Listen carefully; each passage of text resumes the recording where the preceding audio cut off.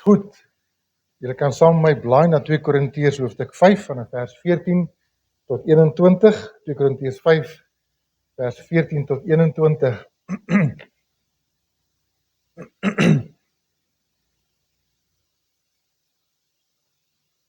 Want die liefde van Christus dring ons, omdat ons van oordeel is, dat as een vir almal gesterf het, hulle dan almal gesterf het. En hy het vir almal gesterwe. So die wat lewe, nie meer vir hulle self moet lewe nie, maar vir hom wat vir hulle gesterf het en opgewek is. Ons ken dus nou van nou af niemand meer na die vlees nie, en al het ons ook Christus na die vlees geken, nou ken ons hom tog nie meer so nie. Wat Paulus eintlik met hierdie gedeelte sê is, dat ons ken hom in die gees, en ons mekaar ook meer in die gees respekteer as in die vlees. So, die liggaamlike is uiterlik, die ware mens is mos maar die innerlike, né? Gaan hy verder en sê, daarom, as iemand in Christus is hy 'n nuwe skepsel. Die ou dinge het verbygegaan. Kyk, dit het alles nuut geword. En dit alles is uit God, wat ons met homself versoen het, deur Jesus Christus, en ons die bediening van die versoening gegee het.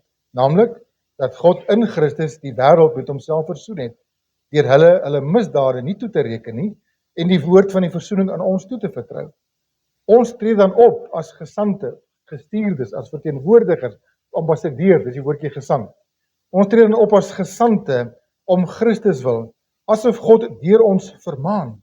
Ons bid julle, om Christus wil, laat julle met God versoen. Ek moet net ietsie sê, myself nie, ek hou nie daarvan om dit te doen nie, maar iets baie interessant in die 2 teksverse, myself in die rede te val en die skrif te onderbreek nie, maar op een plek sê God het homself met ons versoen, en dan sê Paulus hierso, hy sê, om Christus wil, laat julle met God versoen. Hoe werk dit nou?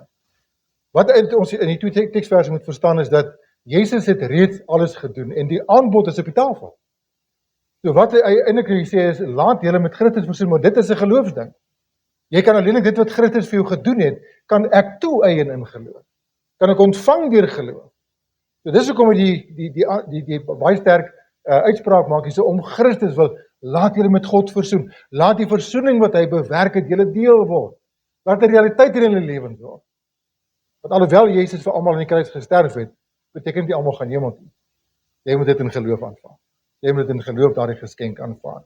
So nou gaan hy verder en sê, want hy het hom, wat geen sonde geken het, dit is Jesus, sonde vir ons gemaak. Aan die kruis het Jesus as sondaar gehang, wat het in jou en my plek gehang, sodat ons kan word geregtigheid van God in hom. Groot ruiltransaksie wat daar aan die kruis plaasgevind het, toe hy ons ongeregtigheid op hom geneem het, en ons sy geregtigheid, sy perfect standing, wat hy met God gehad het, Vader gehad het, op ons rekening geplaas het. Goed, so, nou praat ons vanmôre 'n bietjie, so as inleiding, volgende naweek ook, ons is in die Paasgebeure in, Leidingsweg hierdie week ook, die Leidingsweek hierdie week, en bietjie met die gesels oor die Paasgebeure, en kyk na al die dinge, ek het in die week 'n bietjie gaan lees, en bietjie gaan rondkyk, oor die betekenis van baie dinge, en ek wil graag met u vanmôre daaroor gesels, maar ons skryf verwysings na hierdie gedeelte, en onder andere, die woordjie Pasga, die woordjie Paasfees, en Happy Easter, en Goeie Vrydag. Hoe pas dit in? Watter van hierdie uitdrukkings is gepas? Jy kan sommer sien, Happy Easter het ek sommer dit getrek.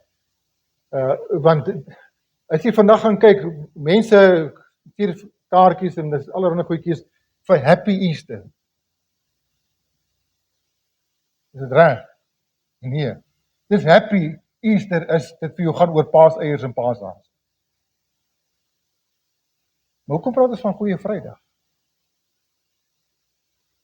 Hoe maak dit sin? Ons gaan daarna kyk ook vanmôre, maar die woordjie Pasga, afgelei van die Hebreëse woordjie Pesach, wat beteken om oor te slaan. En daarvan het ons dan ook die Engels Passover, wat beteken, daai nag het die doodsengel die huisgesinne, waar die bloed aan die deurkosyne gestryk was, die lammetjie geslag is, daar het hy hulle die Passover het. Dis waar die woordjie Passover van kom, is waar ons ook Paasfees vandaan kry. Maar hoekom Goeie Vrydag? Ek is 'n bietjie gaan kyk ook na al hierdie goeders, En wat interessant is, ek nou so gaan prentjies soek en gaan kyk net so deur die week en ek loer maar so oral wat mense se idees is en wat die uitsprake is rondom Paasfees. En as jy nou intik Easter weekend of selfs Paasfees. Interessant wat dit vir uitgooi, dan lyk die prentjie so.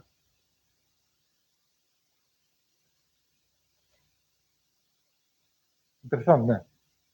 Dit gaan oor hasies en paaseiers en hot cross buns.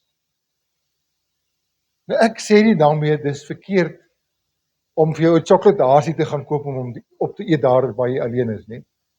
Stukkie vir stukkie, om te eet nie. Paaseiers vir te gaan koop en te gaan eet nie. Ek is self baie lief vir paaseiers. Voor ek gaan slaap elke aand eet ek so 2. Dis vir daai marshmallows, né? Daai lekker chocolate. So dis my lekker. Maar dis nie vir waaroor Paasnaweek gaan nie. Ek eet paaseiers heel jaar.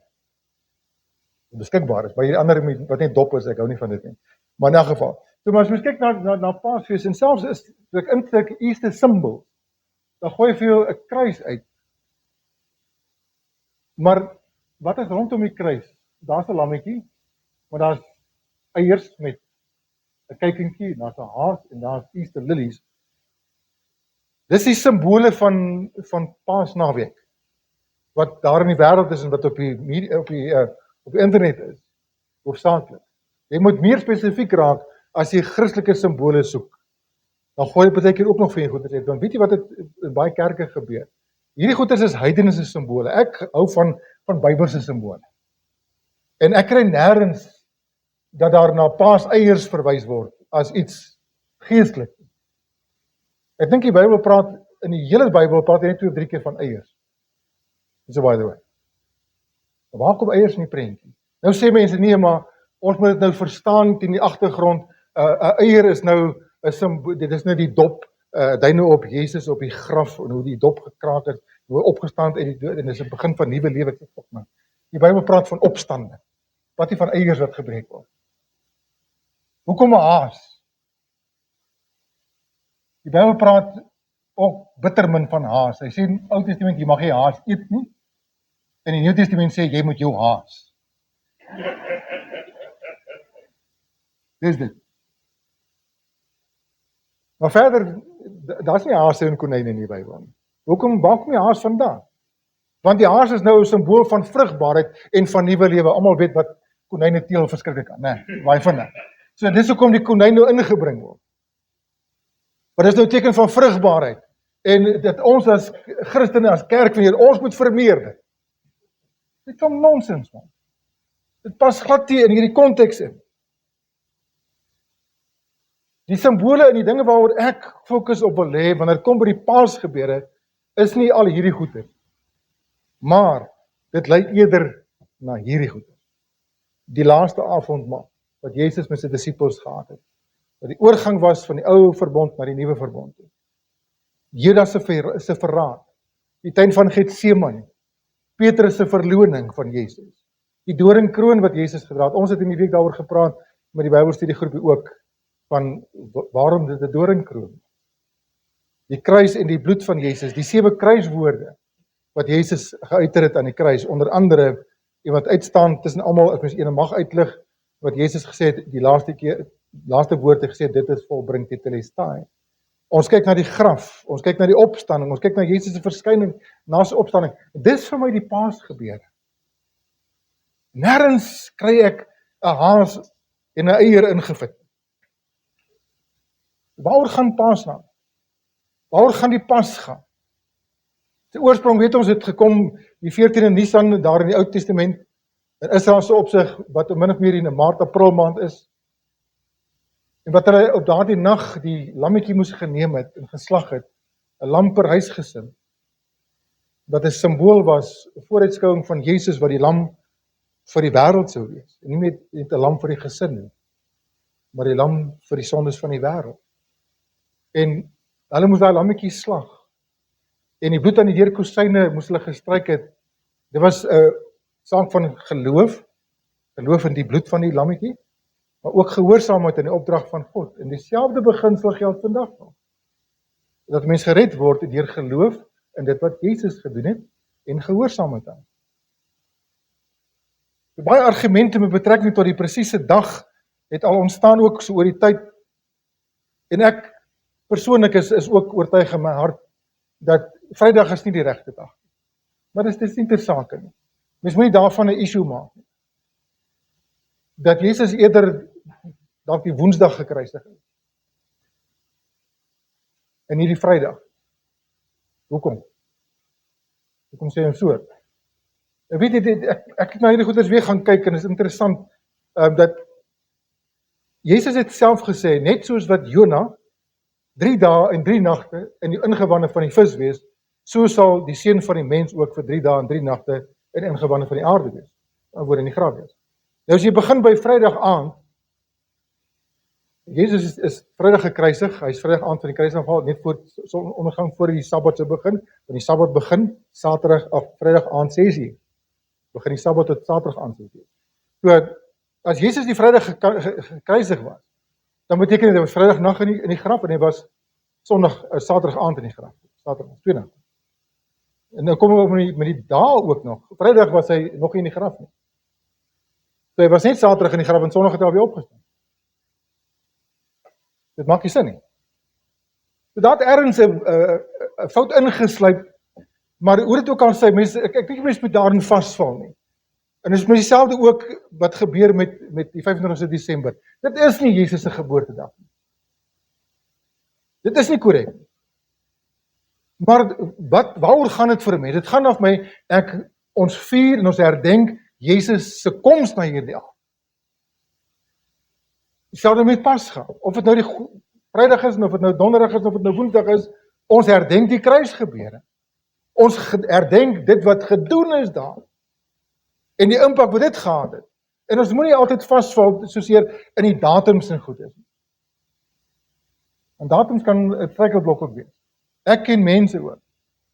Want ek self lê baie klem daarop, dat as jy sê ek is gered, dan is dit soveel beter en ek hou nie daarvan, dit is net my saak. As jy die God van die heelal ontmoet, dan sê jy weet van die dag. Maar partykeer het mense 'n datum, maar dit werk nie uit nie. Dit het ek ook al gekry. Mense sê maar hulle kan terugverwys na 'n datum waar hulle hart vir die Here gegee het, of waar hulle oorgawe gemaak, of waar hulle hand opgesteek het, of 'n gebedjie gebid het, maar niks het verander intussen. So mense kan partykeer aan 'n datum vashou sonder dat hulle werklik ware ervaring, getuienis in hulle hart het dat ek weet ek aan die Here behoort, ek weet ek is gered, maar ek het 'n datum. So datums is nie op die ouene so deurslaggewend nie, dis die gebeurtenis.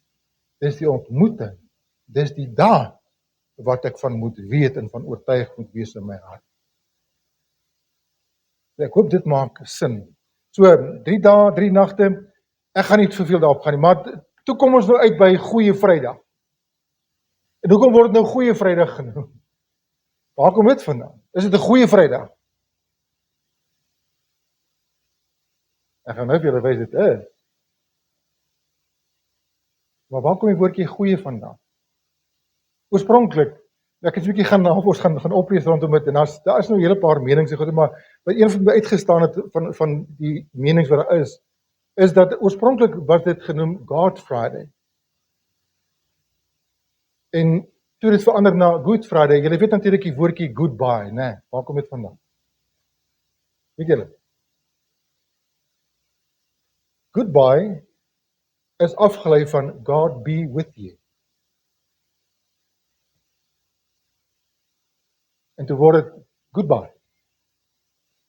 In die volksmond het die goeders verander. So daar is ook 'n God wat goed geword het. En hier het ons ook Goeie Vrydag, wat heel waarskynlik afgelei is van God Friday. Hoekom goed? En ons kyk na die woordjie goed. Dit is interessant het. Die woordjie goed is 'n relatiewe term in ons mond, né? Almal wat ek nou al vandag gevra het, of weet jy vandag gevra het, hoe gaan dit met jou? Wat het hulle geantwoord? Goed, dankie. Wat bedoel hulle daarmee? Okay. Ja, is nie te bad nie. Ja, het gaan goed terug. Goed genoeg, ek sê ek beteken vir mense.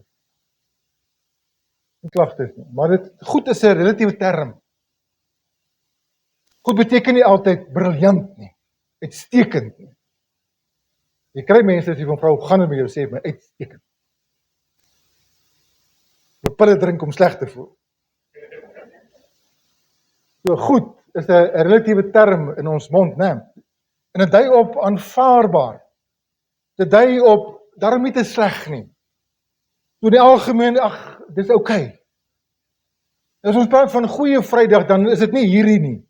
Dis 'n aanvaarbare dag, dis 'n okay dag, nie, dis nie 'n bad dag nie. Goeie Vrydag is vir 'n goeie rede 'n goeie Vrydag.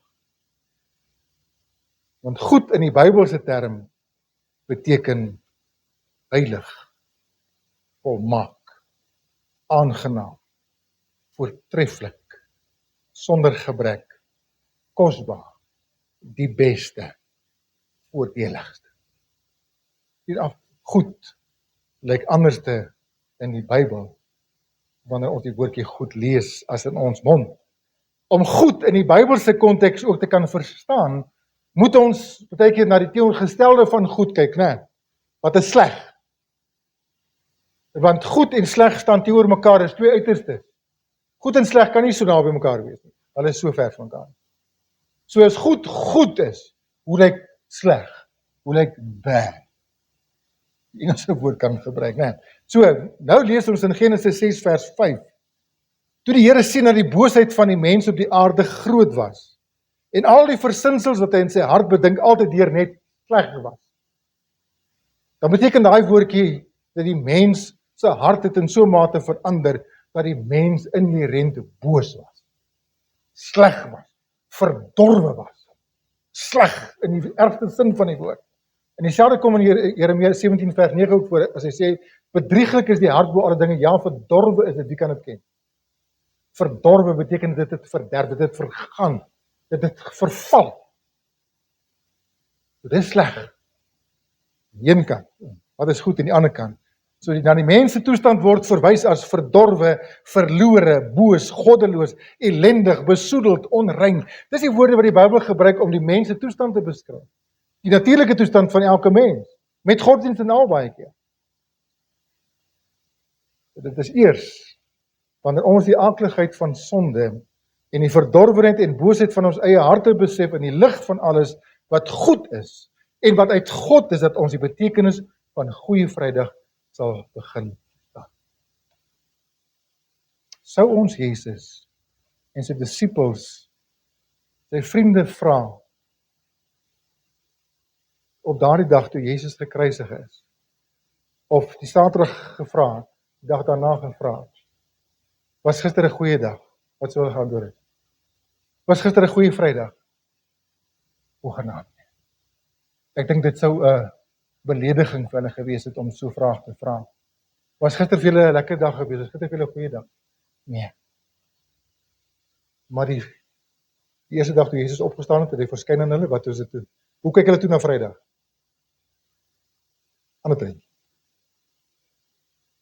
So uit watter oogpunt kyk ons na dit? So dan is die vraag, sou dit so gewees het? Nee. Dis in hierdie sin wat goeie Vrydag goed is.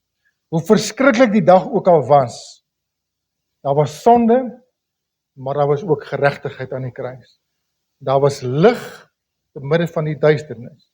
Daar was lewe en dood. Dit was 'n dag van teenoorgesteldes. Kontraste. Wat is alles goed dan omtrent hierdie dag as ons praat van goeie Vrydag? Ek het ten minste so 5 of 6 goedjies wat ek met julle wil deel. Wat goed was van goeie Vrydag. Eie aan goeie Vrydag. Dat ons, as ons van hier af na hierdie naweek toe beweeg en ons kom by goeie Vrydag, dat ons sal verstaan wat is so goed aan goeie Vrydag. Onthou goed, nie in opsig wat ons verstaan nie, maar in Bybelse opsig. En die eerste ding, die oorsprong van hierdie dag is goed. Want is van God. En God is goed. Jy het al in die Bybel gelees. Psalm 86 vers 5. lees ons dit, want U, o Here, is goed en vergewensgesind en groot van goedertierenheid vir almal wat U aanroep. Dan beteken daai woordjie goed in daardie konteks beteken Here, U besit skoonheid, volmaaktheid, verhewenheid. In Nehemia 9 vers 20 lees ons, en U goeie gees het U gegee om hulle te onderrig. Daar word gepraat van God die Vader, God is goed, U gees is goed. En nou kom Jesus in Johannes 10 vers 11 en hy sê, ek is die goeie herder. Ek is die goeie herder. Die goeie herder lê sy lewe af vir die skape en hy bring dit in konteks, die goeie herder bring hy direk in konteks met, in verbintenis met aflegging van lewe. Waarna verwys dit? Kruisiging. God is goed. In Johannes 1 vers 5 sê, en dit is die verkondiging wat ons van hom gehoor het, en dan julle verkondig, God is lig en geen duisternis in hom nie. Daardie woordjie duisternis is sinoniem met die woordjie sleg weer. En daai woordjie duisternis wat nie in God is nie, beteken daar's niks obskuur, daar's niks donker of vaag, daar's geen doffigheid by God nie, daar's geen onduidelikheid by God nie. God is lig, helder, duidelik. Niks. God steek niks weg nie. Hy is wie hy is. Daarom is dit 'n onomwonde feit dat die God wat ons 'n verhouding mee kan hê, die God wat vir my en vir jou sorg, is 'n goeie God. 'n Goeie Vader. Ons sing nou 'n bietjie the good Father, nee, so. Goeie Heilige Gees. Goeie herder, goeie verlosser. Dis die God wat ons verkondig. Dis die God wat hom aan ons openbaar in sy woord. En ons wil partykeer wanneer dinge met my sleg gaan, wanneer dinge nie met my gaan soos ek dit wil hê nie, wat dink ons eerste? Hoe kan 'n God wat goed is dit doen? Maar 'n God wat goed is, kan vir my en vir jou ook van dinge beskerm, ons op 'n sekere weg lei wat hy weet is goed. Maar ek en jy dink dit is nie. Want ons het ons opinie. En wat sê ek eintlik? My oordeel, my waarneming is beter as syne. So God is goed, maar ek is beter. Hoe klink dit? Nou raak dit as strand, nou raak dit hoogmoedig, nou raak dit gewaag. Goeie Vrydag het die goeie God homself openbaar as goed, want hy selfs met sy seun se dood nie kwaad bedoel nie, maar goed. Dit bring ons by die tweede gedagte. Die wil van God is goed. Waar kry ons dit? Hoe weet ons dit? Natuurlik, die Bybel, nee. En ons moet bewys hê daarvoor, soos dit sê. Nou sê 1 Timoteus 2, vers 3 en vers 4 die volgende. Ek sê dat die volgorde ek het gevind aankom. Ons moet almal opsit. Kyk nou eers 1 Timoteus 2 vers 3 en vers 4. Hy sê, want dit is goed en aangenaam voor God, ons verlosser, wat wil hê dat alle mense gered word. Is dit 'n goeie wil? Dit is duidelik. Dit is goed en aangenaam voor God, ons verlosser, wat wil hê dat alle mense gered moet word. Ons het laasweek het ons na Jesaja 33 vers 11 verwys, waar die Here sê, ek het geen behaag in die dood van die onregverdige, van die goddelose nie, maar daarin dat hy hom bekeer van sy weg en lewe. Bekeer julle, sê, waarom wil julle sterf? Geen behaag nie, dat ek enige iemand verlore moet gaan nie, maar dat ons gered moet word, tot kennis van die waarheid kom. Toe Jesus aarde toe gekom het, het hy die sinne gedoen. Nou moet ek my heerlikheid los, nou moet ek woonplek, gemeenskap met Vader, moet ek eenkant sit. Nou moet ek al die voorregte wat ek het, moet ek eenkant sit, ek moet nou dit gaan doen. Was dit vir my stryd gewees om dit te doen? Nee. Wat lees ons in Psalm 40 vers 9? Dis 'n profesie omtrent Jesus se koms na die aarde om mens te word. Hy sê, ek het lus O my God, om U welbehae te doen. En daai woordjie welbehae. Ek het lus, o my God, om te doen wat goed is. Wat gedoen moet word. Daar was 'n begeerte by Jesus gewees. Wat nou van Getsemane? Toe hy daar in sware stryd gekom het. Dit was net eenvoudig die vlees. Sy gees was gewillig geweest. Sy mens was gewillig geweest, maar in sy liggaamlikheid, in sy mensheid het hy geaarzel. Die vlees is swak, maar sy gees was gewillig. Wat het hy daar gedoen in Getsemane? Hy het sy vleeslikheid, sy menslikheid, het hy onderwerp aan sy geestelikheid. Die vlees gaan my nie dikteer nie. Ek is hier om die wil van my Vader te doen. Die goeie wil van my Vader. Dit is met daai woordjie om U welbehae te doen beteken, dit is my verlustiging. Ek doen dit met ywer en graagte. Ek doen dit met oorgawe. Want dit is 'n goeie wil. Galasiërs 1 vers 4. Hy wat homself gegee het vir ons sondes sodat ons kan uitred uit die teenwoordige bose wêreld. Hoe sê hy nou? Volgens die wil van ons God en Vader. Dit was God se wil om sy seun in jou en my plek te veroordeel, te straf, laat sterwe, die dood en die oordeel wat jy en ek verdien het. Dat ons onder dit kan uitkom. God het met jou en my sonde, jou en my verlorenheid gedeel. Nou sê Romeine 12 vers 2, die beskryf vir my die wil van God, hierdie goeie wil, so mooi. Hy sê, sodat julle kan beproef wat die goeie, ek sê dit enetjie te ver. As jy laaste enetjie, Romeine 12 vers 2, sodat julle kan beproef wat die goeie en welgevallige en volmaakte wil van God is. 3 dinge wat jy daar sê omtrent die wil van God. Goeie wil, welgevallige wil, volmaakte wil van God. Ons kan dit leer ken. 'n Goeie Vrydag is die goeie wil van God volbring. Die volmaakte raadsplan is met ywer en met lus en gehoorsaam deur Jesus uitgevoer. Want jou en my ewigheid, God se eer was op die spel. Nee, doen dit. Dit maak van Goeie Vrydag 'n goeie dag. Die derde, die offer wat Jesus gebring het, is goed. Romeine 5 vers 18 lees ons daarom dan, net soos dit deur een misdaad, nou die woordjie misdaad wat hy daar gebruik, beteken slegte of die verkeerde daad van Adam. Ons almal ken al daai storie redelik goed, dat hoekom is daar sonde in die wêreld? Hoekom is daar dood in die wêreld? Want Adam, die eerste mens, het gesondig en die hele menslike ras na hom in sonde gedompel. En van daardie oomblik af is elke mens in sonde ontvang en gebore. Geen uitsondering. Almal word verlore gebore. Niemand op hierdie aarde word gebore kind van God. En as dit iets is wat mense moet aanvaar, dan is dit dit. Want ek kry dit nog gereeld dat mense dit sê. Het laasweek hulle genoem van die persoon. Die Here het gekom vir verlorenes, hy was nog nooit verlore nie. Hy het nog nooit die wet oortree nie.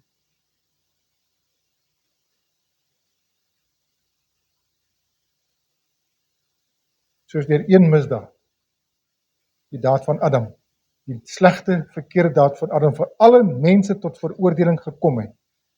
So ook, kan hy nou teenoorgestel het, hy sê, so ook is dit deur een daad van geregtigheid, goeie daad, volmaakte daad van Jesus, vir alle mense tot regverdigmaking van die lewe. So, Adam het ons almal in sonde gedompel, Jesus het ons almal kom red. Nou is ons almal gered, nee, niemand het hom nie verlore nie. Reg? Nee. Dit het net nog nou wie genoem. Ons het as gevolg van Adam almal in sonde ontvang en gebore. Danksy Jesus kan ons almal gered word, want hy het reeds voorsiening daarvoor gemaak. Ek moet in geloof moet ek dit aanvaar. Die regverdige deur die geloof sal hy lewe. Ons word gered deur geloof alleen, in Christus alleen. Deur sy genade alleen, tot God se eer alleen. Ek hoop jy verstaan dit. Maar deur een daad, een goeie daad van geregtigheid, een goeie offer wat Jesus gebring het, toe hy homself geoffer het, volmaakte offer gebring het, kan ons gered word. Nou sê in Filippense 1 vers 6 die volgende ook. Hoe word daardie daad van redding beskryf? Hy sê, omdat hy is hierop vertrou, dat hy wat 'n goeie werk in julle begin het. Wat 'n goeie werk praat hy hiervan? Wat 'n goeie werk praat hy hiervan? Hy sê, hy wat 'n goeie werk in julle begin het. Dis redding, né? Die dag toe jy gered is,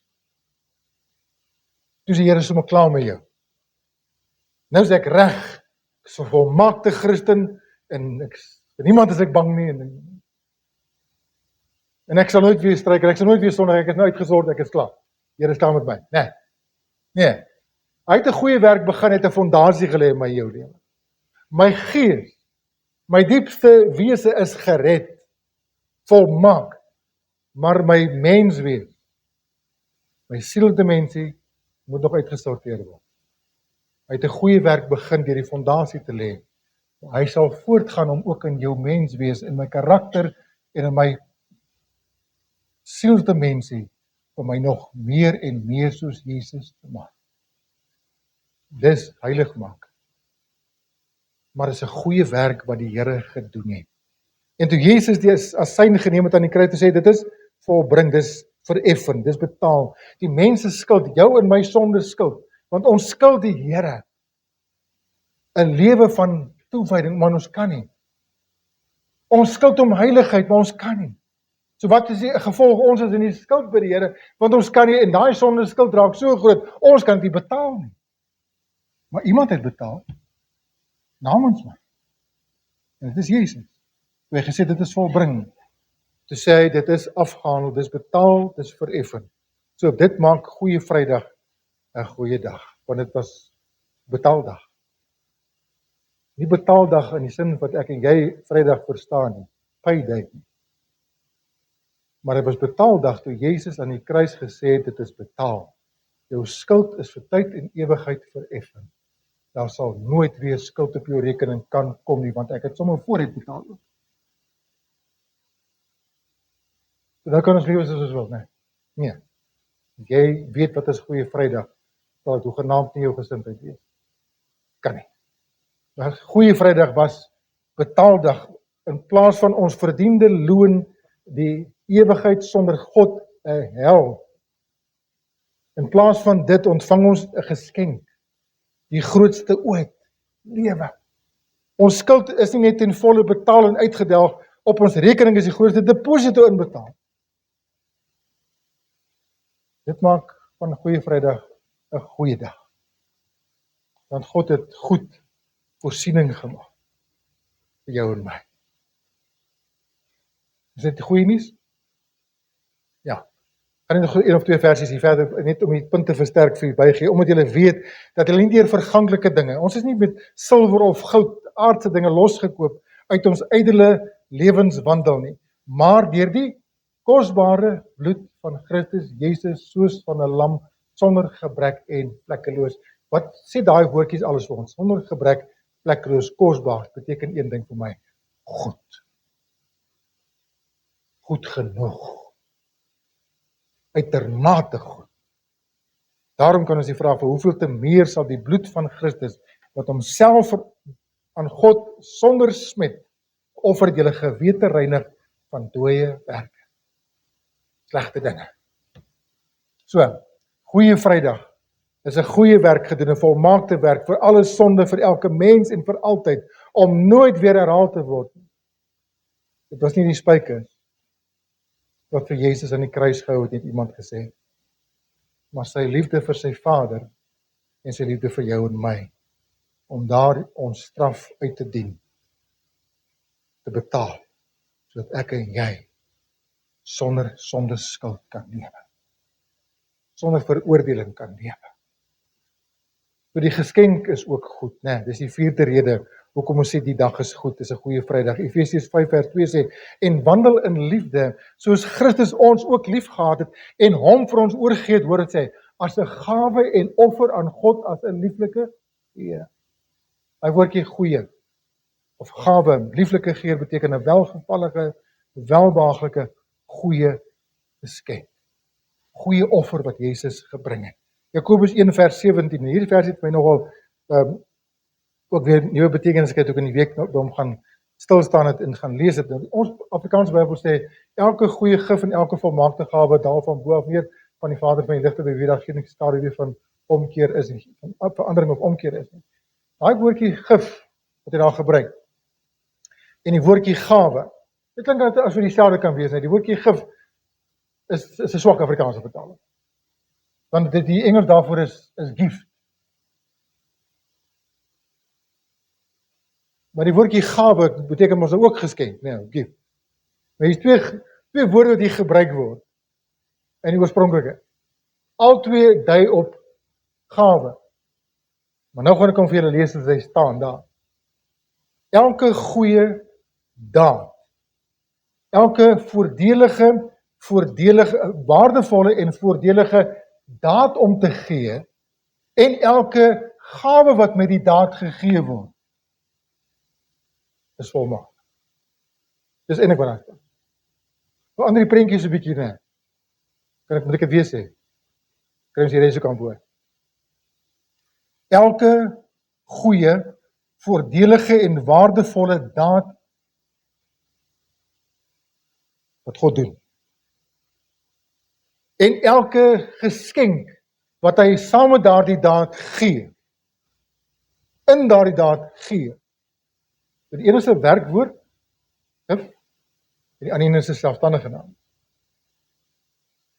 Daal van bo af neer van die Vader van die lig. So die geskenk van God is goed. Die daad van gee is goed en die geskenk wat hy gee is goed. Volmaak. God sy dank vir sy onuitspreeklike gawe. Onuitspreeklik. Die enigste woord wat die Bybel kan gebruik om die gawe van Christus, die lewe wat hy vir jou en vir my aanbied as 'n geskenk kan beskryf, onuitspreeklik. Unutterable. Mens kan dit in woorde omsit.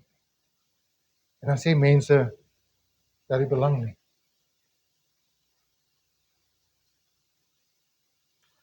Goeie nuus wat saam met dit kom. Goeie Vrydag is 'n dag van 'n goeie en 'n volmaakte geskenk. En bring op die laaste gedagte vir die oggend.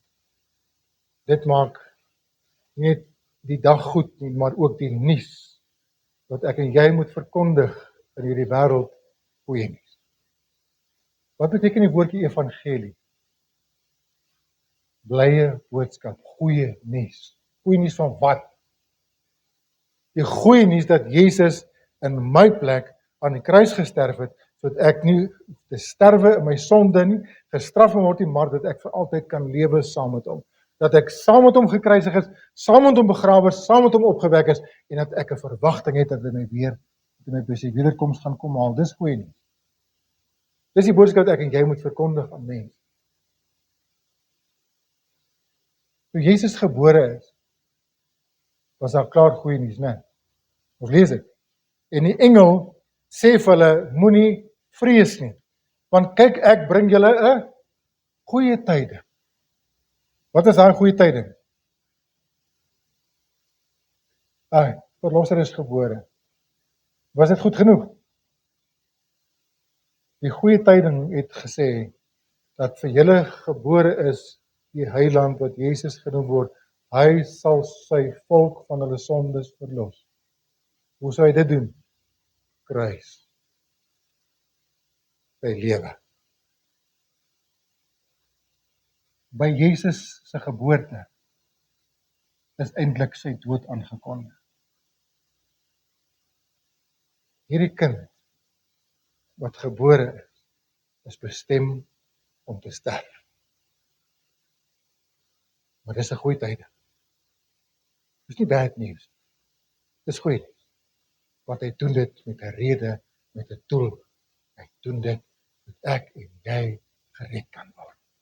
Handelinge 13 vers 32 sê, en ons bring julle die goeie tyding van die belofte wat aan ons vaders gedoen is, dat God dit aan ons, hulle kinders vervul het deur Jesus op te wek. Opstanding van Jesus is goeie nuus. Die kruisiging is goeie nuus. Nou vra Paulus in Romeine 10 vers 15, die volgende: en hoe kan hulle preek as hulle nie gestuur word nie? Soos geskrywe is, hoe lieflik is die voete van die wat die evangelie van vrede verkondig, van die wat die evangelie van die goeie verkondig. Dis 'n opdrag wat die Here vir my en jou gegee het as kinders van die Here. Hoe lieflik is die voete van die wat die evangelie van vrede, wat die goeie tyding verkondig. Vir wie het jy al vertel? Wanneer laas het jy al vir iemand die goeie nuus gedeel? Dat Jesus nie gekom het om jou te red, jou te verlos, jou nuwe mens te maak. Dis jou en my verantwoordelikheid.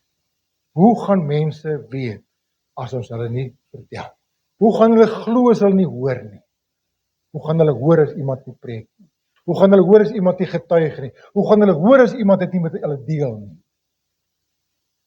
Dis wat die goeie Vrydag eintlik op die einde voor jou en my deur lê. Nie net wat maak jy met Jesus nie, maar wat maak ons met die boodskap van Jesus?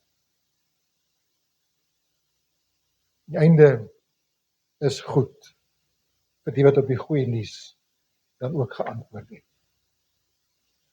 So, die swartste, donkerste nag of dag in die geskiedenis word die beste dag ooit.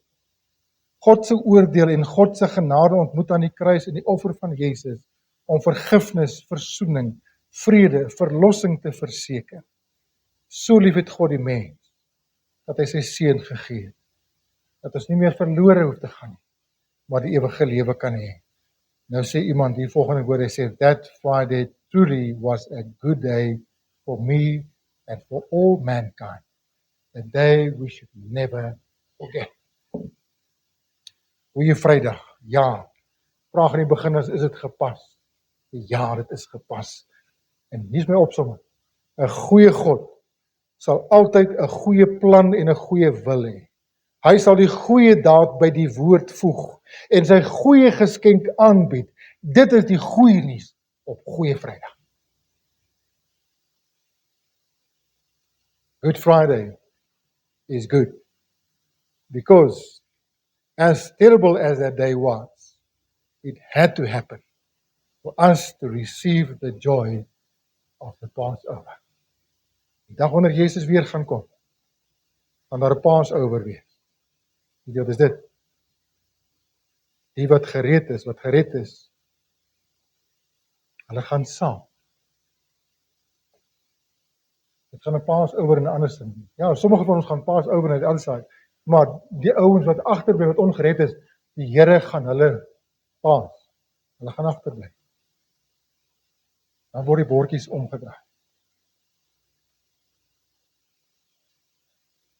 Goeie Vrydag. Goeie dag. God se oogpunt. Die wat gered is, die wat weet wat het in my lewe gedoen het, die verskil wat gebring het. Goeie Vrydag. Amen. Kom ons bid saam.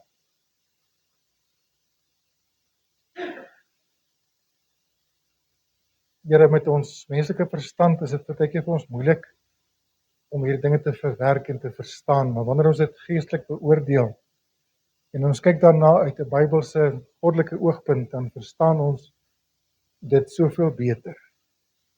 Dit wat vir ons allermins lyk na 'n goeie dag, dat dit in werklikheid, in waarheid, die grootste, beste dag ooit was. Ja, Here, dit het met soveel hartseer, soveel pyn gepaard gegaan.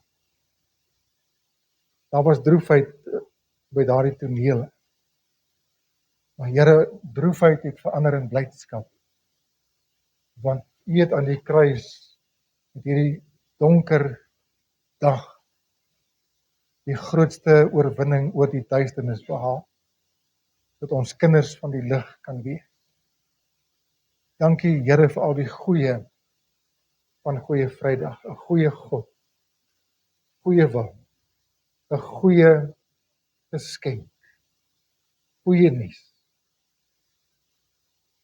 goeie daad. Ons eer U Here, want U is goed. Daar is geen kwaad in U. Here, help ons om dit raak te sien, en ook hierdie goeie nuus aanvaar, maar ook te gaan verkondig. Here, vir die wat vanmôre hier sit of hierna luister en wat nog nie hierdie goeie nuus aangeneem het, nog nie gereageer het op hierdie goeie Vrydag se gebeure nie, weet ek dat U deur die Heilige Gees oortuiging sal werk van verlorenheid en dat U vir hulle sal wys, openbaar in hulle hart en hulle gewete wat hulle mis en wat die uiteinde gaan wees van die wat dit mis. Dan wil ek afsluit met wat Paulus gebid het. Ag Here, my gebed vir elkeen vanmôre hier, om Christus wil, laat julle elkeen met God versoen. Amen.